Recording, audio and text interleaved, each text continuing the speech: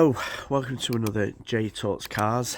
This is the second part to what has been a very stressful couple of months, if I'm completely honest. Excuse the camera wobbling. Yeah, it's the car's better. It's brilliant. I mean, if you noticed in the previous episode, the other car had empathy issues as well. It decided that it wanted to have its own little breakdowns. Either way, that car's fixed and it's still reliable, still brilliant. But the problem I've got now still is the power steering will never be the same on it. The steering is a little bit more heavier. It does do like a whining, not a whining noise, but you can feel like a vibration in the steering rack and what have you, where I think there's still either a bit of air or there's been some, not damage, but things aren't doing what they're supposed to do. On the plus side, with the steering being a little bit more heavier, the car feels a little bit more responsive, which is very strange. But at the same time, you know, it's manageable. I can drive around with it the way it is and everything. It's fine in that respect, but it will never be the same. When what had happened was the power steering pump had overpressurized and had blown the hydraulic feed hose at a weak point, where there was a bit of corrosion on the connection. And obviously the incurring movement after that obviously sucked air into the system and caused further problems, or basically issues that I don't believe will be ever rectified unless I get a new steering rack, which, if I'm completely honest, is nigh impossible, even if you get one from a breaker's yard, because it will never be 100%. So yeah, so it's a problem that I've got with the car that I'm now going to have to live with, but it doesn't particularly affect the performance of the car. The handling of the car is, you could say, improved slightly, in a very strange way. And yeah, everything else seems to be fine. I've checked everything else mechanically. There is still the slight suspension sag on the driver's side rear, which I'm going to probably look to remedy maybe later in the year. But for now, the car's doing what I want it to do. There is a few rust patches that I've had to tidy up. I didn't get round to filming it. It was just a little bit of a wing and a prayer job, so the paintwork is now starting to look a little bit rough, which, end of day, I mean, for an old car, you kind of expect that. I want to minimise the rust and the risk of rust and body rot. I do have a replacement wing for one side, however, that replacement wing arrived and it was also damaged, so, and they don't do returns, so I'm a little bit frustrated. So I'm going to see if I can find a body shop technician to maybe tidy it up a little bit. So yeah, it's just little jobs at the moment with the car. I am going to diversify the content a little bit, because obviously there's not always going to be constant problems with my car, he says, cross fingers. But you know, I'm going to see what I can find for other content. I do have a car show coming up in a month, in Liverpool, which is going to be very interesting. I'm going to be doing things very differently. I've never filmed at a car show. All I've got is a media pass, and I have no idea what I'm going to do with it, other than film content, and hopefully maybe film enough content to cover maybe 3 different videos, just for, you know, reference and information, and and stuff like that. So yeah, a lot on the cards, a lot coming up with the car content. And yeah, and I mean, the reason why the car content as well is still sporadic is because I do film other content on my other channel, which is Vader Monkey Vlogs, which is a little bit more intense.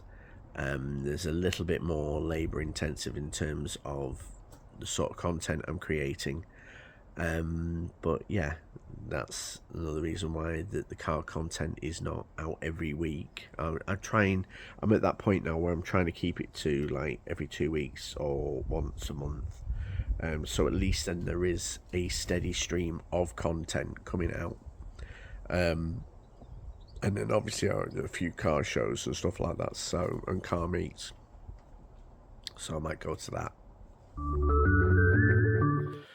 Welcome to another J Talks Cars. Right, we're another week on and another little Prezi has arrived. Hopefully this is the answer to the car problem. And yeah, win-win. A few moments later.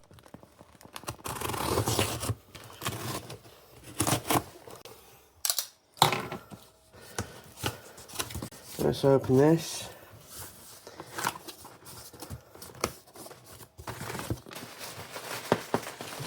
Oh, geez. And they have wrapped it up really, really well. Because it is a very important part to the car. And these guys say they remanufacture these parts, so it looks like it's done a really good job with the condition of the paint as well. So yeah, you can probably see it through the bag because I don't really want to open the bag right this still, but yeah, there's our power steering pump. I'm just trying to think, how does it bolt onto the car? I'm guessing there, and it's at the top, unless it's there. The next day. Right, I've got her back. The car's not the same as it was when it went in, but the problem's fixed to a certain degree. Power steering works. It feels a lot tighter and a little bit more responsive. She drives well in that respect. However, the little problem I've got is feels like there's a bit of a dragging with the power steering. Tomorrow I'm going back in and I'm going to bypass, well, we're bypassing the aircon because the aircon doesn't work in this car. It's never really worked in this car. I put gas in it and it just comes straight back out, and I've never really used it since.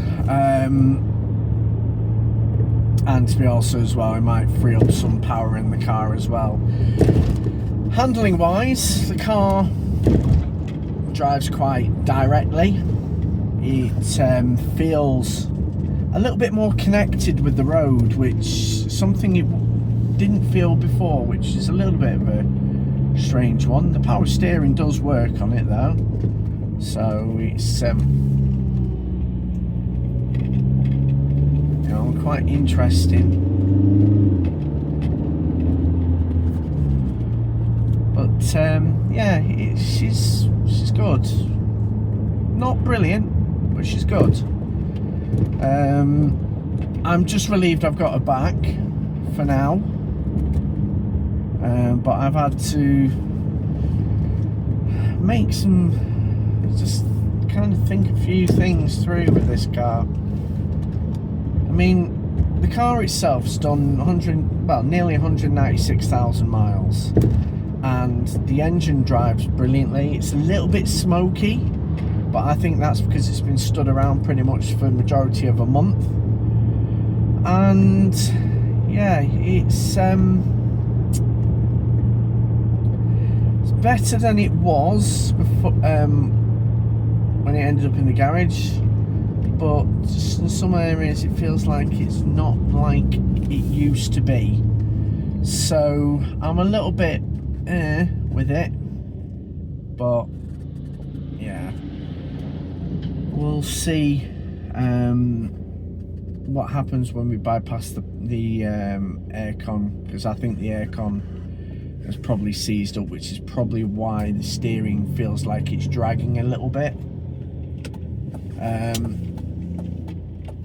And it's definitely doing the draggy noises, so doesn't feel too good in that respect. But in terms of handling, the car feels much more direct. Feels like it's meant to be doing what it's meant to do. So yeah, it could be interesting. I mean, my other worry is if the power steering is dragging, then it could possibly be the power steering rack, which, if I'm honest, I hope that's not the case, because then that's going to be another frustrating job, and another bill that I really can't afford right now with this car. So all options are on the table, and I will see what's what. The next day. She's back again. This time to have the aircon bypass, because I don't bloody use it, and yeah, hopefully it might take some stress off the power steering.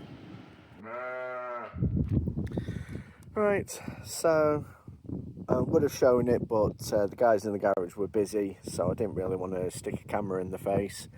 But I've bypassed the aircon pump, and yeah, she's running fine. The power steering doesn't feel as draggy now that the aircon pump's been bypassed and that. But yeah, I'm just glad I've got her back. I'm glad she's still running and doing the job. So there you go. A very stressful 4 weeks, 5 weeks nearly. I'm just glad I've got her back on the road. One thing that's been learnt in all this is obviously certain parts are hard to come by for vehicles over 15 years old. You have to think about remanufactured parts, or maybe finding a company that can remanufacture certain, especially in hydraulic parts, and when it comes to power steering and stuff like that. Excuse the wind, it's a little bit breezy here in the countryside, but yeah, this is one of those adventures that's not always easy, not always satisfying when you get it fixed and you're using the car, because it's never always the same as it was in the first place, especially as cars get older and you know, you're replacing parts, taking things apart, putting things back together, and then you find yourself having to replace those bits you've taken apart, put back together, and it becomes a bit of a long drawn out process after a while. But end of the day, it is what it is. I mean, this is the joys of, you know, having an old vehicle and making it work. I will still continue to try and keep this car on the road. It is a old car. It has done 195,000, nearly 196,000 miles. But in the day, you know, mechanically and economically, as far as running costs are concerned, it's still manageable, even when you have a low income or a low budget when driving around. I understand that there is this push for going to modern motoring and into, you know, more cleaner motoring, but whilst things balance out now, I'll still continue with this car. It's worth every penny I've spent, and yeah, on to the next adventure. So with this, obviously I've been focusing quite a lot on trying to get content together for this, because I felt like this needed the story to be told and everything. And if you remember at the start of the previous one, I mentioned about there's been heroes in this, and there always is when you're in a situation where you rely on your car so much and then suddenly you don't have the use of it again.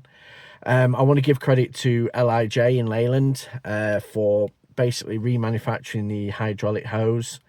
I also want to credit Northcastle Power Steering for supplying the power steering pump. Again, another remanufactured part. Also, obviously, RAC for recovering and confirming what I kind of already knew. And as well, on top of that, I want to thank mostly Brackenash Road Garage, Craig and Len, amazing lads. Craig was absolutely backlogged with work when this appeared outside the front of his garage, and he was like, "What have you broke?" And it wasn't me that broke. Well, you could argue maybe I broke it, but it was only the slightest of touches with the steering. But yeah, I just want to thank those guys for, repairing. I get a lot of stick off people with the car content. People saying to me is like, "Well, why don't you fix some of these jobs?" And to be fair, the bits that I'll do are like the aero and the experimenting and bits and pieces, changing wheels, maybe something with the stereo, or, the little remedial bits, because I'm not a mechanic. I'm not going to profess to be a mechanic. I have been involved in the motor industry for over 25 years prior to this content creation. But in the motor industry, I did the odd PDI. I've been a site driver, parts delivery driver. I've been sort of like a customer care driver, if you want to call it that. Most of my jobs within the motor industry have been driving jobs, so I've had the experience of actually, experiencing these newer cars and the different various cars, and just that's the sort of knowledge I'm delving into. But I do have some mechanical knowledge.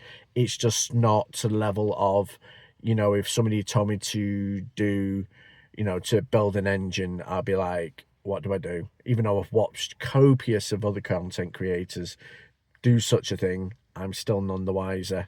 So yeah, that's pretty much the long and short things. Kind of throwing it a little bit together with this car content because as summer months, things are getting warmer. As you can tell, the weather's absolutely lovely outside. I want to get out and do more car content. Going back to a few things I discussed in the previous sort of episode, if you want to call it that. No Chevfest for me this year. Just a lot of things have come about. The videography has kind of gone in a direction I didn't think it would go. Also as well, I want to utilise more, with being part of PowerMaxed and, promote their products as well. And yeah, I've just been so busy with my other content. Well, that's both the cars back. I do have a fleet of pretty Audis. 2 days later.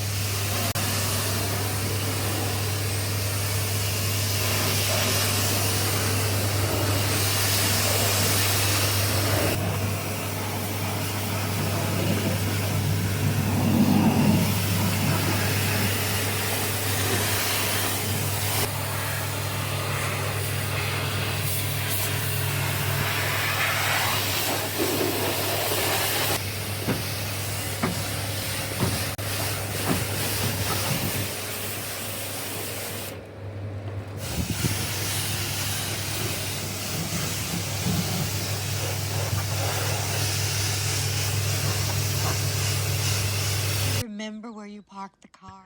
So yeah, I hope you enjoy the car content. I just want to please encourage you guys to please like, comment, subscribe, and I'll be back with more J-Tuts Cars content. Ciao bien.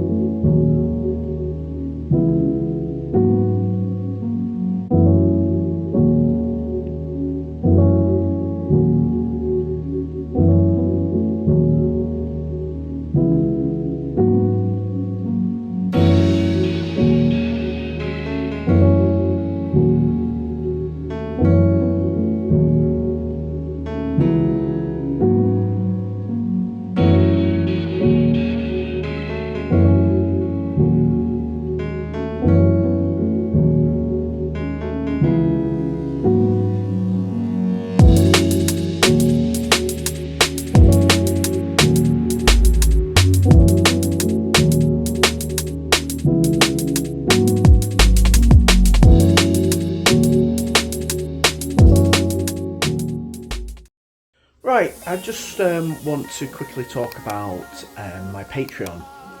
Now, this, even though I've got sponsorship from like Palmax and I've had car fans and I've had Dubby and that, obviously I'm not making a lot of money from these videos, mostly because of subscribers, and secondly as well is, you know, this car content has been sporadic over the past, so I don't really expect people to fully support it as much as I would like them to. However, I've set up a Patreon where basically it has 3 tiers, and on those 3 tiers you can get like freebies and stuff like that. Now, I currently also run this for my other channel, which is Vader Monkey Vlogs. And I have initiatives aimed more towards that industry. Now with this, with the 3 tiers of Vader Monkey TV in terms of J Talks Cars content, it's more towards like, you know, you can get free merch or exclusive content before it comes out and stuff like that. And for as little as £3 a month, it all goes towards like helping you going to film other content, travelling to maybe places or go to shows and stuff like that. So the first tier is £3 a month. You get like, you know, you get free merch basically, and you get exclusive access. £6 a month, you get much the same as the first tier, but you get credited on the vlogs or literally on the car content, as well as a supporter of the channel. And then for £9 a month, basically it's VIP treatment where you'll get exclusive merch before it even drops on the Vader Monkey TV store, and also as well you get like, you know, put into a raffle to maybe win prizes and stuff like that, and that's all for £9 a month.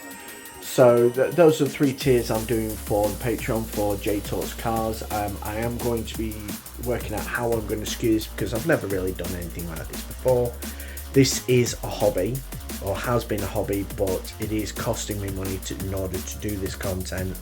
And obviously I want to improve the quality of content to hopefully keep you guys engaged, and hopefully you guys join me on my journey as a content creator, as a car content creator, and if you're into dance music, as a dance music sort of journalist. I don't know if that's the correct term, but end of the day, you know, I'm branching different types of content because of my interests and my hobbies, and I thought I'd share it with you guys. And if you like the content, I appreciate the support. If you really want to support the channel, please jump on board with my Patreon at patreon.com/VaderMonkeyTV, and obviously I will have things up for the you know, the tiers for the J Talks Cars.